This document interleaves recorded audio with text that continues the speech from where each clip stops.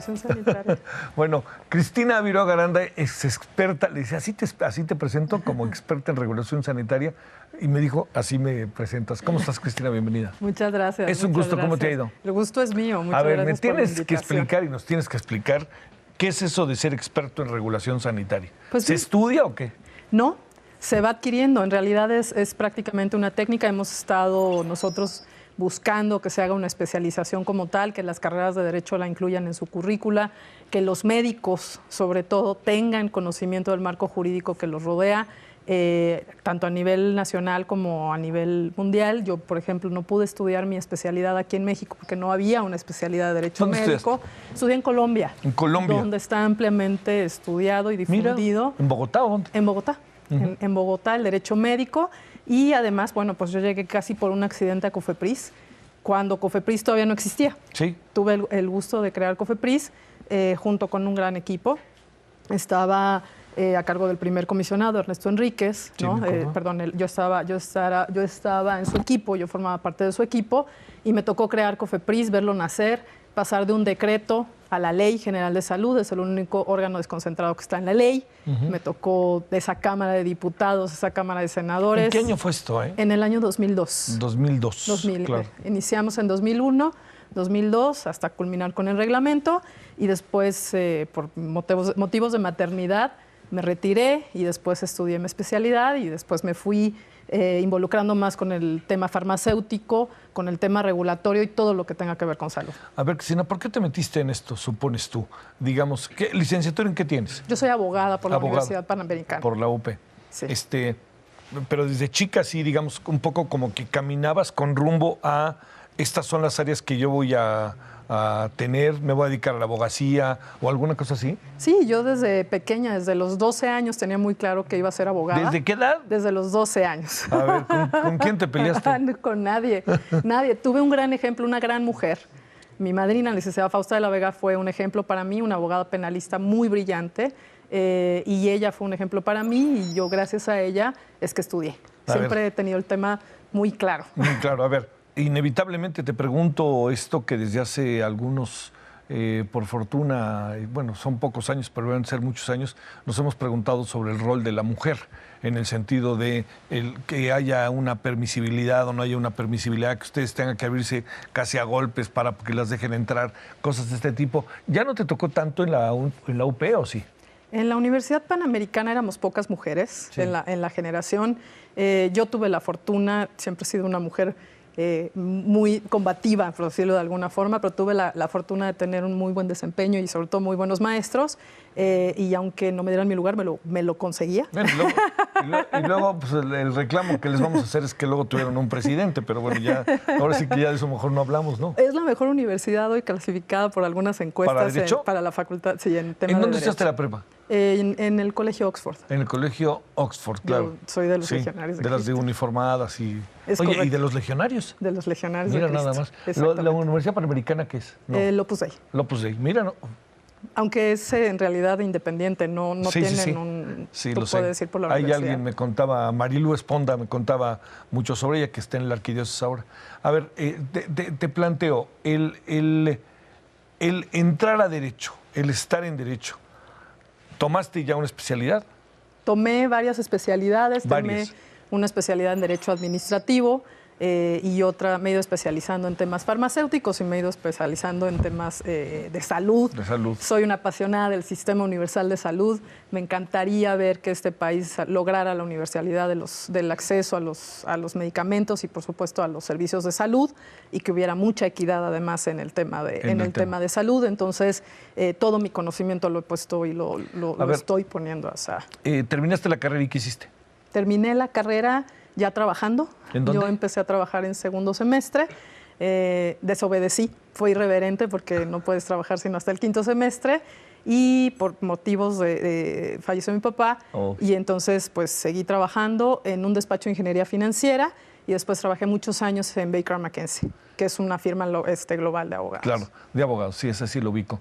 Oye, a ver, esta parte en que vas entrando para acá, que tiene que ver con experta en regulación sanitaria, ¿por qué en Colombia están tan desarrollados?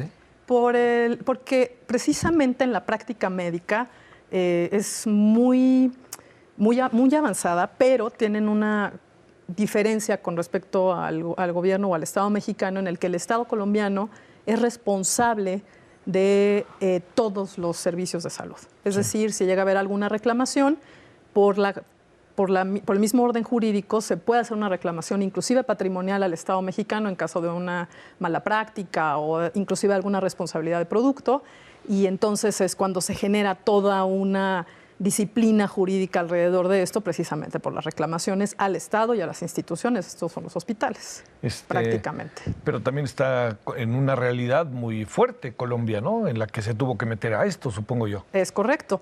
Además, ellos tienen una preparación muy fuerte con un énfasis europeo, de universidades europeas, que tienen intercambios escolares muy nutridos. ¿Cuánto tiempo estuviste en Colombia? 2 años.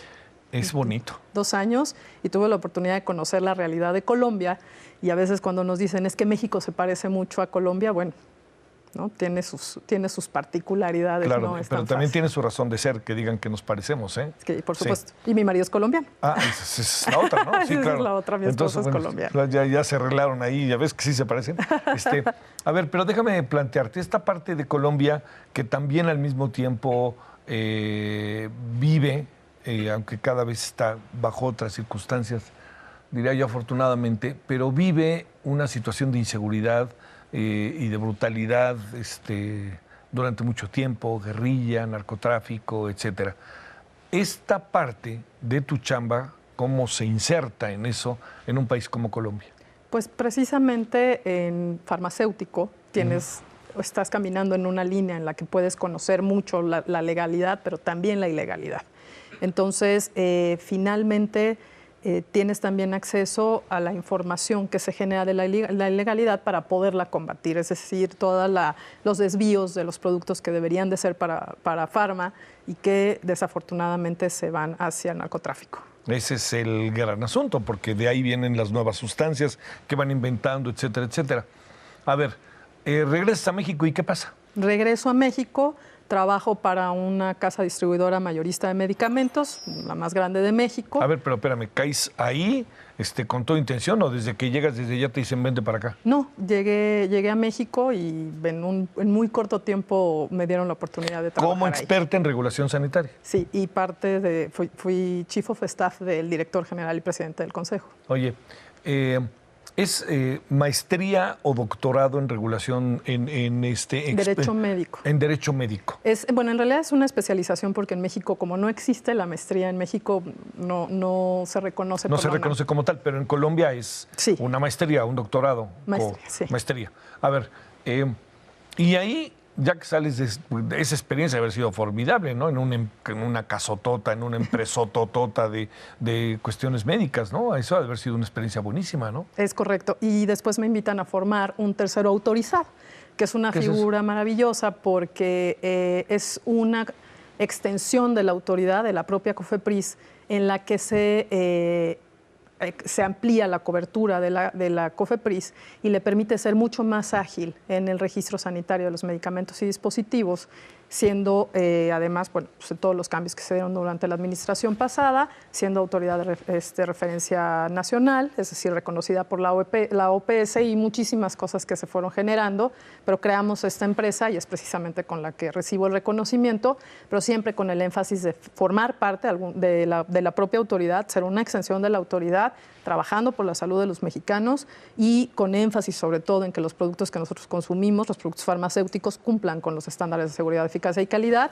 Y bueno, pues pasando este periodo de la empresa, empezamos a trabajar en algunas otras cosas, como el tema de cannabis. Que ahorita hablaremos de él. Y algunas otras solicitudes. ¿Por qué fuiste nominada por Forbes como una de las 30 promesas del 2018? Entiendo por qué razón, ¿no? Por tu destacada labor en el sector salud, fundador y líder de empresas de terceros autorizados, a lo que decías, empresa que emite dictámenes al respecto.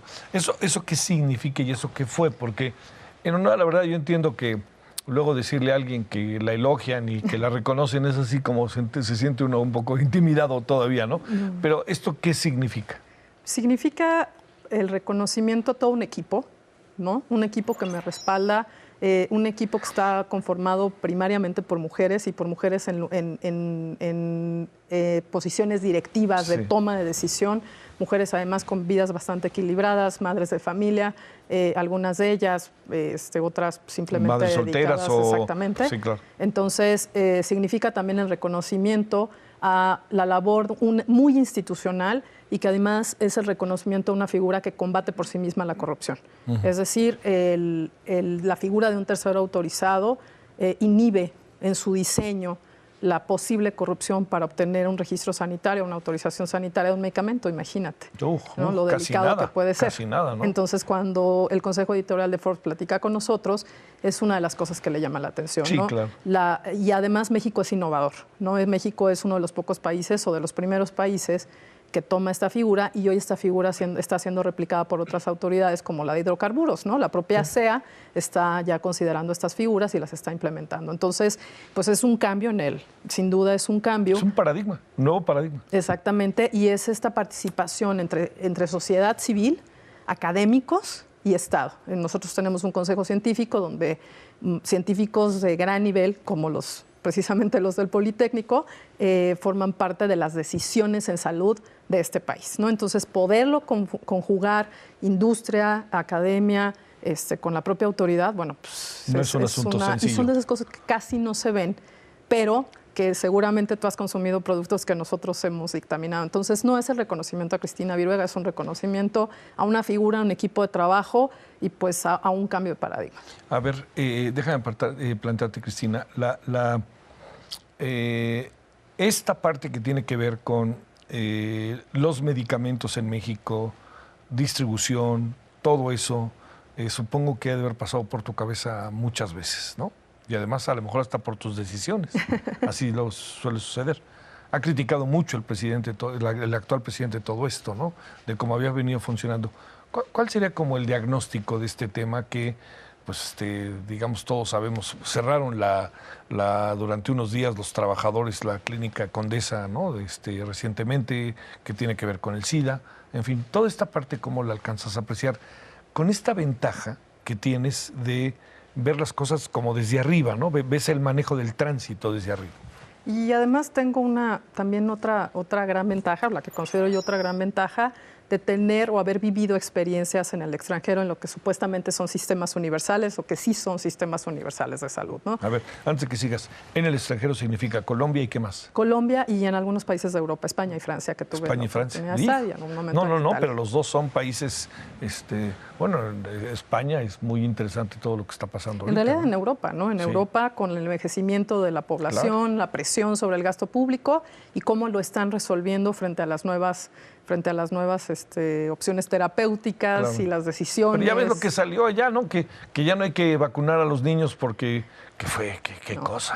No. Todos tenemos que vacunar a nuestros hijos. Sí, claro, todos tenemos que vacunar a nuestros hijos, pero ¿te fijas esto que salió? No, que ha sido un mito genial, como diría aquel. Sí, pero en realidad no fue una emisión de autoridad, ni sí, mucho menos. Pero, oye, perdón que te siga interrumpiendo, trascendió. Trascendió. Y hoy tenemos sarampión.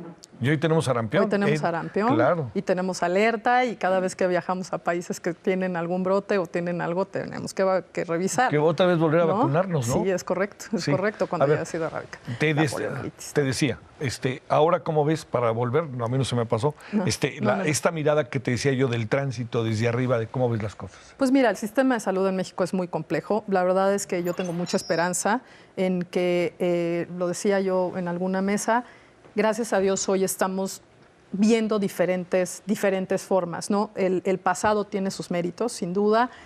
México también necesita a lo mejor hacer algunos ajustes en el sistema de salud, sin duda. El Seguro Popular pues tuvo sus aciertos. Hay que hacer sus correcciones, se conoce como Seguro Popular, pero en realidad es un sistema de protección financiera en salud, que es un enfoque completamente distinto, Javier. No perdamos de vista eso, ¿no? Que estamos hablando de protección financiera en salud. Sí. Y tenemos la gran oportunidad o la oportunidad histórica de hacer muchas cosas, y eso no se debe de desdeñar. Y otra cosa importantísima que pocas veces se habla de ella y es la corresponsabilidad que tenemos como ciudadanos en el cuidado de nuestra salud. Siempre pensamos que el gobierno es el responsable de nuestra salud y la verdad es que no. nosotros constitucionalmente tenemos un derecho a la protección de la salud, pero nosotros somos los obligados a mantenernos en estado de salud, sobre todo con la prevención, ¿no? Entonces hablamos de, es que hay mucha presión en las instituciones de salud. Sí, por supuesto, pero también nosotros tenemos una responsabilidad con respecto a las sustancias que a veces consumimos desafortunadamente adictivas y que nos causan un daño importante, por ejemplo el tabaquismo, ¿no? Sí, Toda claro. la presión que pone el tabaquismo, pero nosotros tenemos una responsabilidad importante y hay que marcar mucho la promoción, ¿no? Lo que decías de la vacunación, bueno, pues es un tema terrible para sí, el hay cosas sistema, que ¿no? somos, como dicen ahora, sujetos obligados, ¿no? Exactamente. El alcoholismo, el alcohol, la obesidad, hay algunas cosas que uno, bueno, puede tener uno enfermedades, a lo mejor crónicas o alguna cosa así, pero está en uno también verse cotidianamente para tratar de enfrentar las cosas de manera diferente, ¿no? Es correcto. Y casi siempre tenemos la visión de, es que en la clínica no había medicamentos o no había camas, no hay, pero también siempre hay que voltear y ver qué estamos haciendo nosotros por nuestra salud, por la de nuestra familia, por la de nuestros hijos. ¿Quién ¿no? controla los medicamentos en México? Los medicamentos, pues en realidad no tienen un control, ¿no? ¿Debieran tener? Como tal, me refiero al propio mercado, se ha ido adaptando. México tiene un gasto de bolsillo en la OCDE muy alto, ¿no? En el parámetro de la OCDE, me refiero en temas de calificación de todos los países que formamos parte de la OCDE, pues somos uno de los que tiene el gasto de bolsillo más alto. Esto es, pagamos muchas consultas privadas y pagamos mucho nuestros medicamentos en farmacia, no acudimos tanto a las instituciones de seguridad social. Entonces, eso a lo mejor puede que el mercado o las situaciones de mercado pudieran verse exacerbadas, pero pues el mayor consumo de medicamentos se hace a través del Seguro Social y pues las demás instituciones de seguridad social. Se están haciendo ajustes, ¿no? Sin hacer mayor juicio al respecto, pues están haciendo ajustes y el presidente así lo ha manifestado, ¿no? Y bueno, pues esperemos que tengan mucho éxito en sus medidas, ¿no? Porque es algo que nos beneficia a todos. ¿Pero tú crees que son las medidas correctas o qué alcanzas a apreciar hasta ahorita? Pues me parece que van caminando en lo que ellos mismos han detectado.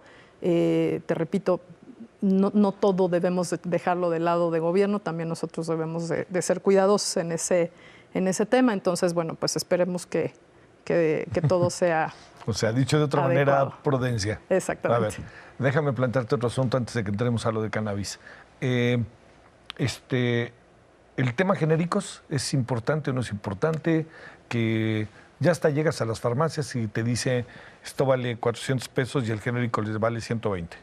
Y hacen exactamente lo mismo. Uno confía, ¿no? Y uno dice sí, se pone a leer todo lo que contiene la medicina y dices palomita, palomita, palomita, ¿no? ¿Qué piensas de esto? Pues todos los productos genéricos han pasado por pruebas de bioequivalencia o de intercambiabilidad, que es el nombre técnico perfecto, ¿no? Intercambiabilidad, y hay diferentes formas de probarla. Generalmente son bioequivalencias y son pruebas que esperamos que sean lo más adecuadas. Y cuando un medicamento llega a la farmacia, pues uno confía en que COFEPRIS esté haciendo su trabajo correctamente y que esos productos tengan seguridad, eficacia y calidad. Que es importantísimo que si alguna persona llega a tener algún efecto adverso, lo reporte. La farmacovigilancia en México no es lo más difundido. Claro. Y la verdad es que es importantísimo que nosotros insistamos con el médico, nosotros mismos hagamos el reporte, si te salen granitos. No, lo que fuera, que si el estómago, lo que fuera. ¿no? El estómago, dolores de cabeza, que son como los síntomas más comunes. Pero bueno, pues el tema de genéricos sin duda ha sido muy benéfico en todo el mundo por el tema de los precios. Se respetan los 20 años de explotación de los medicamentos, de la propiedad industrial, ¿no? Es decir, de las patentes de cada uno de los medicamentos, y es con esto que llegamos a una justicia, a una equidad en el mercado a través de los genéricos y logras más acceso. ¿Están las grandes empresas farmacéuticas ahora hacen los genéricos para hacer su negocio o quién hace los genéricos? Hay diferentes estrategias de negocio, ¿no? Y que me parecen, bueno, pues adecuadas de acuerdo a la industria y cómo se va conformando mundialmente. Esto no es un fenómeno nacional, esto es un fenómeno mundial. Sí. Y entonces hay empresas dedicadas únicamente a medicamentos genéricos y hay empresas que llamamos de innovación, que son las que tienen sus diferentes divisiones, ¿no? Y hay marcas muy acreditadas, ¿no? Y hay personas que optan por el medicamento de referencia o por el que ellos tienen más cercano al medicamento genérico, o a veces la diferencia de precio es casi imperceptible. Sí. Entonces, bueno, pues la gente estudia y depende de cada uno. Dependerá y verá. ¿Hay mucha relación entre los laboratorios y los doctores? Y lo digo en tono crítico, no lo digo en tono... Sí, incluso hay un código de ética y se han desarrollado muchas cosas. Otra vez es un fenómeno mundial y muchos han cambiado en las tendencias de 2020 a 2025 en la industria farmacéutica. Muchos está hablando de la necesidad de poner ojo y transparencia, mucho más compliance a la relación entre la industria y los profesionales de la salud. No solamente los médicos, sino todos los profesionales de la salud, ¿no? Las enfermeras, por ejemplo, pueden recetar. Sí. Entonces, no hay que perder de vista que los propios laboratorios están impulsando sus prácticas hacia allá y que el tema de cumplimiento y compliance está empujándose hacia allá. ¿Legalizamos o no legalizamos el uso lúdico de la marihuana? Mira, el tema de cannabis ha sido muy hablado en la prensa, pero poco explicado. A ver. La cannabis sativa es el género. La cannabis sativa, que sativa significa salvaje en latín, tiene dos grandes especies, ¿no? Una es la cannabis sativa, o cáñamo, o hemp, como se conoce en inglés, y la otra es la cannabis índica o americana, o marihuana, que es la clasificación que hoy tenemos en la legislación mexicana, ¿no? Independientemente de que académicamente digan que no, que tal. La diferencia es en los cannabinoides, que son los elementos que tienen. La marihuana tiene mucho THC, tetrahidrocannabidiol, que es el que tiene el psicoactivo, y el hemp tiene poco THC y mucho cannabidiol o CBD. Entonces, cuando tú extraes la misma planta, ¿no? O haces la extracción de la misma planta de una y de otra, pues son sustancias en proporciones distintas. Tú obtienes mucho CBD del cáñamo y obtienes mucho THC de la marihuana. Entonces, es una diferencia fundamental en la discusión. El CBD lo que te da es el uso médico, ¿no? o de investigación, y de investigación también, como lo dice la propia reforma a la Ley General de Salud, y ese es el que hoy está permitido y que estamos esperando la regulación. En el caso de la marihuana o de la cannabis índica, pues, que es la otra, la del consumo lúdico. Es consumo recreativo, de acuerdo a la OMS. Exactamente, es recreativo. Sí, porque lúdico se asocia a juego y a niño. Entonces, el término que están utilizando en la OMS es recreativo. Y pues mira, la discusión está en la mesa. La senadora Olga Sánchez Cordero promovió la iniciativa en la que no solamente se establece el uso recreativo, sino que se regula, ¿no? Pretende regular la participación del Estado y cómo se ejercerían los controles para la producción y el consumo. No hay que olvidar que México ha firmado tratados internacionales como el de la JIFE, la Junta Internacional de Fiscalización de Estupefacientes, y que esos tratados internacionales deben de tomarse en cuenta, no más allá de las consideraciones que pudiera tener. ¿Para qué los firman, no? La JIFE hoy dice que México tiene los tratados y que en los tratados no se permite la despenalización del consumo recreativo de la marihuana. ¿Qué hacemos, Cristina? Entonces, yo creo que hay que seguir hablando del tema y hay que poner los controles adecuados, ¿no? La iniciativa está ahí, parece que la tendencia es clara y hay que establecer la mejor regulación. Tenemos que evitar que nuestros jóvenes tengan acceso. Hay evidencia clínica que los chicos, los adolescentes, antes de los 16 años que consumen marihuana, sí tienen alguna afectación a nivel neuronal, en desempeño futuro y muchas otras consideraciones del desarrollo, y además conduce a estados psicóticos, favorece la depresión, las conductas suicidas. Entonces, creo que hay que cuidar a nuestros jóvenes, creo que hay que fortalecer los programas de adicción y hay que dejar muy claros los controles del Estado con respecto a toda la producción, es decir, a las licencias de cultivo, a los colectivos de cultivadores de autoconsumo y, bueno, pues por supuesto a los consumidores, ¿no? Tendremos, si bien es cierto, tiene un toque de seguridad, ¿no? Entendemos eso. Finalmente, el narcotráfico en México no solamente es consumo, sino es mucho traslado, transporte, producción y transporte circulación. Para otras latitudes. Oye, a ver, déjame plantear, ¿qué hacemos con esta realidad cada vez más contundente del consumo recreativo que tiene Estados Unidos? Pues mira, teniéndolo como frontera. El presidente Trump lo ha dicho, ¿no? Ellos mismos tienen su propia lucha en contra de las adicciones. Finalmente, pues hoy lo que nosotros tenemos que hacer, me parece, como mexicanos, pues es fortalecernos hacia el interior, voltear hacia el interior y tratar de en la medida de lo posible, en la parte médica y en la parte de investigación científica, voltear los ojos hacia allá, que es un gran mercado y es una gran oportunidad para nuestro país, ¿no? Sí, porque esa es la otra. No nos toca lo de arriba. Sí. A ver, casi que con el sí o no, la marihuana para uso recreativo. En tu caso, ¿tú qué piensas? En mi caso, pues te repito, a mí me parece que es una realidad inminente, ¿no? Hay que ver cómo resolverla. Hay que ver cómo resolverla y desde como experta en regulación, ¿no? Me parece que hay que ser muy cuidadosos en la técnica legislativa y hay que dejar muy claras las instituciones. Hay que tomar en cuenta la Secretaría de Economía, hay que tomar en cuenta aduanas, hay que escuchar las voces de la sociedad civil, pero también hay que ver qué es lo que va a pasar desde el Estado mexicano y las capacidades del Estado mexicano para ejercer un debido control, ¿no? Yo creo que es una cosa de pocos años, ¿eh? Bueno, una parte no. Una parte ya está de alguna otra manera caminando, hay que regularla todavía más. Pero hay otra parte que sí, el uso recreativo yo creo que es una cuestión de poco tiempo, ¿eh? Es mi impresión. La diferencia, fíjate que la diferencia precisamente entre California y México es que California pasó del uso médico al uso recreativo en 25 años. Cierto. Nosotros todavía no terminamos de entrar al uso médico. La primera. Claro, pero traes una realidad, como tú dices, que te está materialmente empujando, ¿no? Apabullando. ¿Podemos sacarnos una foto, Cristina, de despedida? Muchas gracias. Sí. Muchas gracias. Oye, no venía preparada para hablar de mí. Mira, pero hablaste. Muchas gracias. Muchas gracias, ¿eh? Un gracias. gusto. Gracias que viniste. Y gracias que venías allá desde Metepec corriendo y con mayor razón lo agradezco. Muchas gracias. Y ya veremos, a ver si en poco tiempo hablamos y a ver qué pasa con esa otra claro parte. Que sí. Pues mira, lo que podamos ayudar y un chorro de información. Digo, ahorita ya no hubo mucho tiempo, pero hay. Te lo agradezco. Le damos vuelta. ¿Sale? Pásela bien, gracias. Muchas Adiós. Gracias, un gusto. Gracias. Un gusto. Muchas gracias.